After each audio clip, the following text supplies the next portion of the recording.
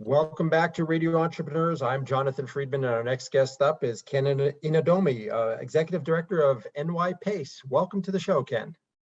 Thank you, Jonathan. Pleasure to be here. So tell our listeners a little bit about NYPACE and what it is that you do. So NYPACE, we are a 501c3 nonprofit founded in the early 2000s. And basically our mission is to help underserved, under-resourced entrepreneurs get to the next level. And we do that with a rather unique model. We mobilize volunteer advisors, many of them that come from a lot of the top professional firms across the nation. And we mobilize these advisors into small teams, usually 2 to 3 advisors per team, working for an 8-week window with one entrepreneur at a time. Our entrepreneurs are mostly entrepreneurs of color, Black and brown.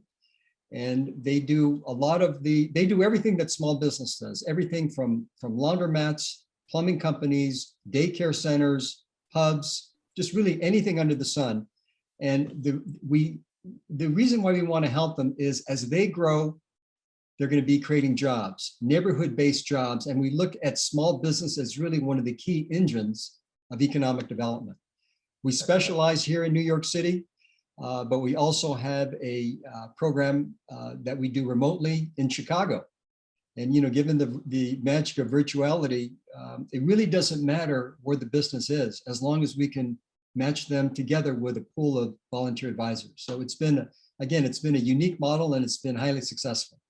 Sounds like a wonderful model. So you talked about the structure being an 8-week program, 2 or 3 people. Do the entrepreneurs come with a specific set of needs or issues that they present, or is and I guess the follow-on question to that is the engagement highly structured, or is it really left to the entrepreneur and the mentor to figure out how to make that work? Sure. No, great question. You know, we have our favorite saying is that every battle is won before it's fought. So we put a lot of time up front in gathering the information from our business owners, getting as many financial statements, getting really into their heads, their philosophy of what their aspirations are for their business. More times than not, the problems that we address are going to be financial. You know, the business owners, they tend to be incredibly charismatic, visionary even, and they have an instinctive way about business, but they really don't have formal business education.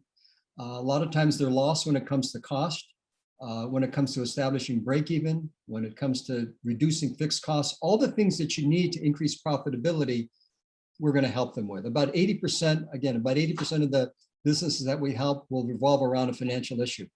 Other 20% would be on areas such as marketing, social media, and maybe market research, but mostly it's financial. How do we determine the project? We have an extensive online intake form and application, which really gets into, again, not only the numbers, but the philosophy of the business owners. We follow that up with an in-person interview or a virtual interview, a live virtual interview over Zoom. And by the time we match them up with their volunteer team, we pretty much have mapped out what the scope is of their project. And it has to be, again, it has to be a scope that can be addressable and deliverable within that 8-week window.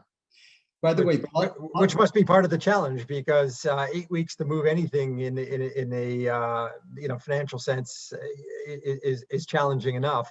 To do it in a you know, where you're bringing a team together, you guys must really be dialed into the process and make sure that it works well. So that's wonderful.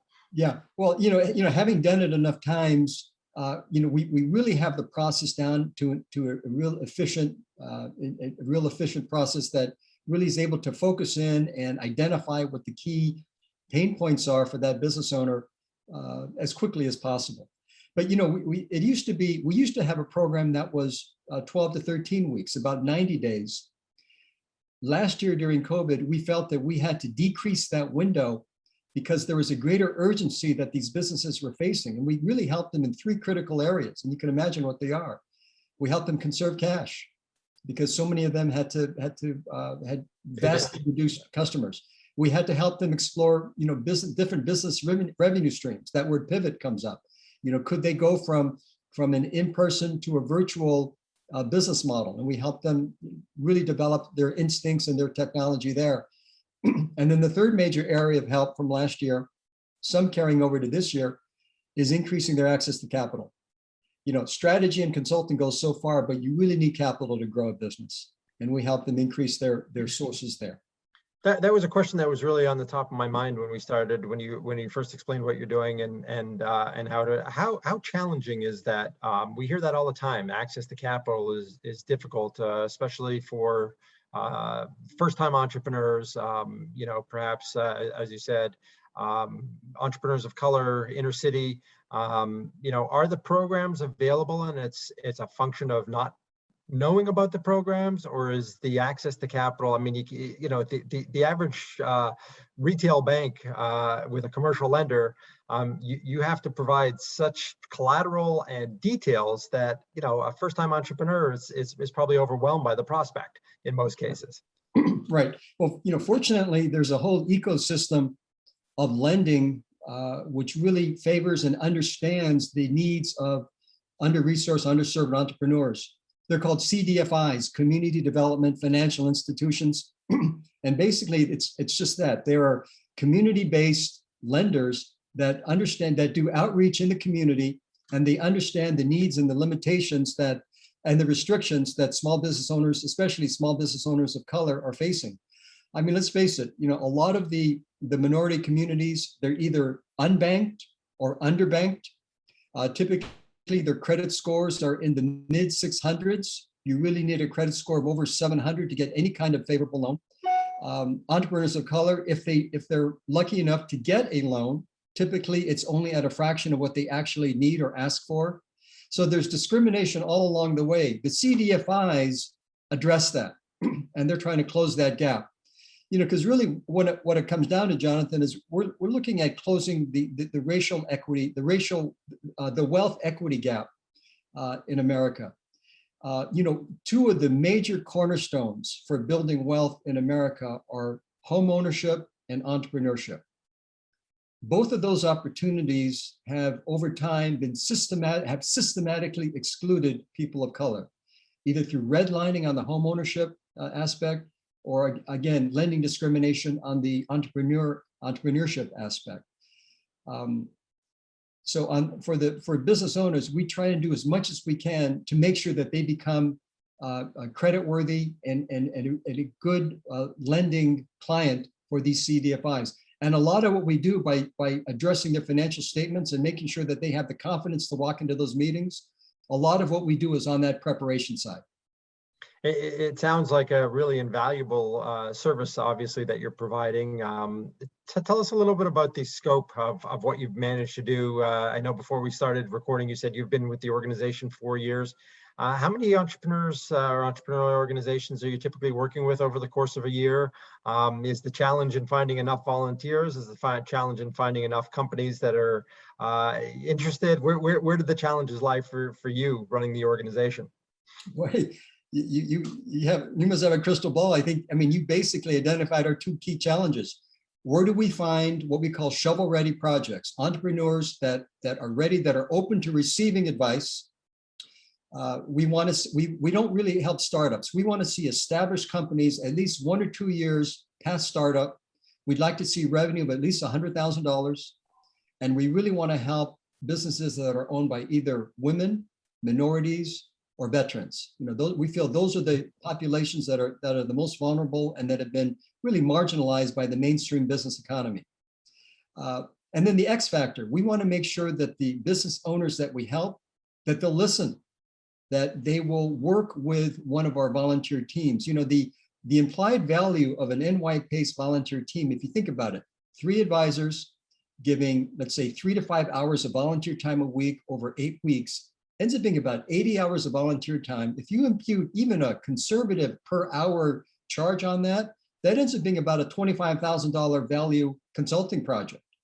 We tell our owners, look, if you're going to get that kind of really mental brain power, please, you got to be accessible. You've got to be forthcoming with information. If questions are asked, you have to have answers there, because these teams, they want to do all they can to help you, but you have to do your part.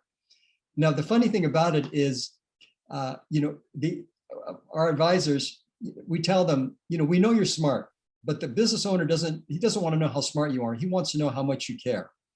Mhm. And, so much of this is the EQ. We tell our advisors, your people skills are of paramount importance here, because if you don't earn the business owner's trust, they're going to tune out. So much the experience they get through NYPACE, it's been remarkable. Across the board, it has been a career enhancement for them. So, I tell these young bankers or these young accountants that are aspirational, that's fine, but you're never going to get the kind of frontline experience, real world experience, than working with a business owner up on 125th Street, who really needs your help about lowering his break-even costs. You're never going to get that kind of exposure. So really take advantage of it. It really, I see how the model that you've got can be a tremendous win-win on both sides, giving so much for the volunteers and having that opportunity to really be at the grassroots level and changing people's lives. Where in some of the larger corporations, you're working with multinationals or Fortune 1000 companies, and you don't really see the impact of your work as directly or perhaps as immediate gratification as you might have. Right. And the flip side with these entrepreneurs who, as you talk about, wouldn't traditionally have access to such brain power and capability. But I could see how the challenge is to develop that relationship, that trust. Because as you said, you can give all the great advice in the world, if they're not taking it in or they don't believe it or don't trust in it, it really doesn't get you anywhere. So, right. Jonathan, one of the things that we say to both our entrepreneurs and our advisors and our funders, frankly, is that NYPACE, we're at a unique intersection at a point in time right now in which we're kind of at the crossroads of three major trends, all of which are fairly obvious. The first one, of course, is there's a growing intolerance of racial equity. We realize that the playing field is not level. We're trying to level that. We're trying to give entrepreneurs of color the same access to resources, to strategy, to help, to open doors as the white population has, the white entrepreneurial population has. Second, there's been a surge of entrepreneurship among people of color, mainly because a lot of the mainstream opportunities have been denied them. Okay, I've had more than one entrepreneur saying that it was easier for me to start my business than it was for me to get a job. I mean, imagine that statement. But it's true. There's truth there. And the third major trend is there's been an increase in volunteer engagement, especially among the younger generation. They want to give back, but they don't want to waste their time. And what we provide at NYPACE is a structured way to give back, to volunteer, to really feel that you're making a difference, and to see tangible results, to actually see businesses grow, create jobs, gain access to capital. Sounds wonderful, which is what we're all about at Radio Entrepreneur. So it's been a real pleasure getting to know you, Ken, learning about your organization. Ken Inadomi, Executive Director of NYPACE. If people want to reach out to you and find out more about being a part of your program, either from a volunteer perspective or from an entrepreneurial perspective, what's the best way for them to reach out to you? Yeah, I think the best way, just go to our website, nypace.org. And you can either write me, ken.inadomi@nypace.org, or just info@nypace.org, and it'll get to me. And whatever you might want to know about, whether you have a business owner you'd like to recommend, whether you're an advisor that would like to raise your hand, step up and actually volunteer, whether you're a funder that would like to give us support, wherever you're coming from, we'd love to hear from you. Excellent. It's been a real pleasure learning about your program, learning more about how you help the community, and wish you continued success. Thank you, Jonathan. A real pleasure. Our guest has been Ken Inadomi, Executive Director of NYPACE, and we'll be right back with another segment on Radio Entrepreneurs.